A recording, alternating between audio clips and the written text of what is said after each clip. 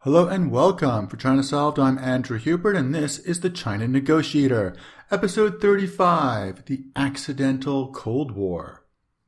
Sometimes things really do end with a bang. The takeaway from today's talk. Risk analysis is about the possible and the plausible. It's not about the cleverest way to do things or what they should have done-isms. You've got to look at what is actually possible. Events can quickly and easily take on a life of their own in times of transition, and once things are going in a certain direction, they have momentum. It is far easier to make something go off the rails than it is to get things back on the rails. A de-escalation makes perfect sense to just about everyone, even the principals. So does that make détente inevitable? No, not even close. What I'm worried about right now is miscalculation, misexecution, and clashing agendas. We're in a transition phase and everything is fluid. There is no equilibrium. So we are either going to de-escalate or intensify this conflict. Not only do both sides have to agree to de-escalate, but they have to get it right. Today, the accidental Cold War. The worst case scenario is a Cold War. There's going to be a great Cyberleap forward. And alliances. Let's talk about each one in a little bit more detail. If things go badly between the US and China, we are talking about a Cold War. This is not tension. This is a cessation of normal diplomatic relations. If it's anything like the previous Cold Wars, the one with China from 1949 to 72, I think, and the one with the Soviet Union. We didn't have trade. There was no trade. We were enemies. This was not shooting, but we were enemies. And every transaction was viewed through a security lens. And this time it's all going to be about the South China Sea and the status of Taiwan. If the next round of 25% tariff increases does take hold on January 1st, then this conflict is going to take on a life of its own. And you'll see that Cold War tariffs, which, at the 25% rate, and sanctions are designed to destroy supply chains. You're not just trying to collect revenue and you're not trying to affect policy. You're trying to burn those supply chains. The uncertainty is going to delay or end investment. And where there were once economies of scale, it's suddenly going to contract and it will no longer be economically feasible to perform certain services or to produce certain products. And in a Cold War, we are going to be enemies. It's not going to be this frenemies situation like we have now, where sometimes we get along just great and sometimes we don't, or the individual gets along great, but the governments don't. That's over. All exchanges from here on in, or from that point on, are going to be framed by military challenges and military tensions in the South China Sea, Taiwan, and possibly the Koreas. And there'll be no more China market for you. I don't know, Starbucks and KFC might be able to work something out. But for the most part, the China market is going to be a thing of the past. And the second thing to look for in a Cold War is what I call the Great Cyberleap Forward.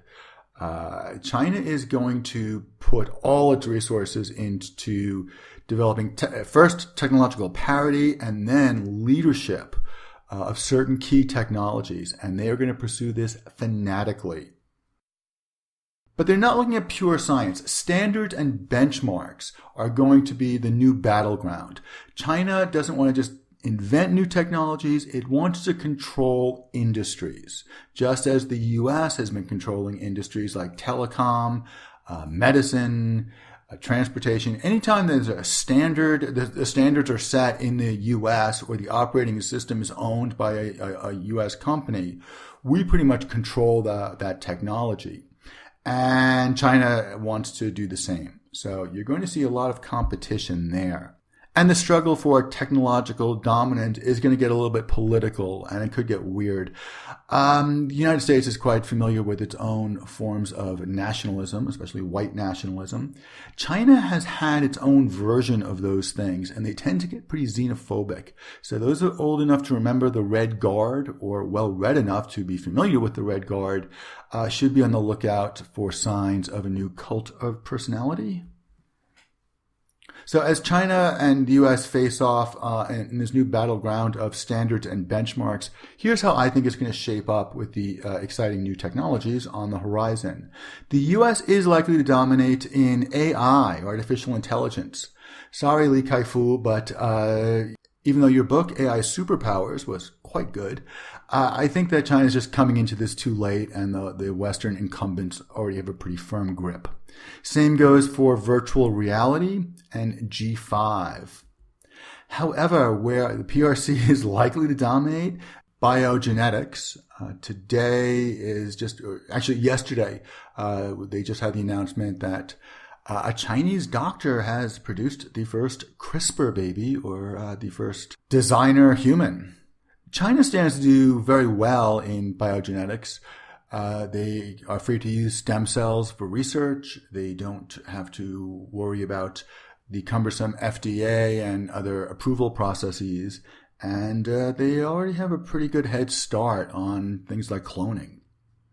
Another area where China stands a good chance of dominating is electric vehicles, since the government can, or the party, or whoever, can just sort of mandate that huge portions of the public are going to start driving EVs. And green technology, again, China just has the head start. They've got the bulk. They've got a good reason to do it. And they've got no competition because the U.S. Has embraced beautiful, clean coal. The technologies that are up for grabs, it could go either way. Quantum computing, if it's ever a real thing, that is going to be an important operating system to own, and China wants to own it. G6 or whatever future phone systems or networks are being developed, China's going to be all over that.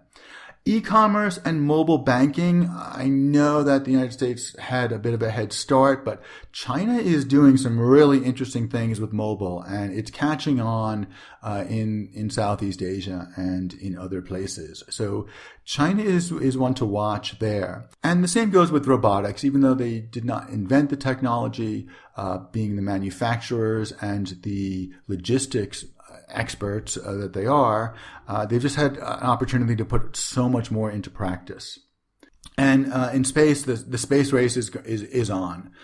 China has its eyes set firmly on outer space, but the U.S., between the government space force that will be developing and all the private work that's being done, space is going to be an exciting competition.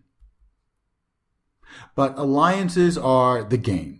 Alliances are key to winning in a new mercantile era.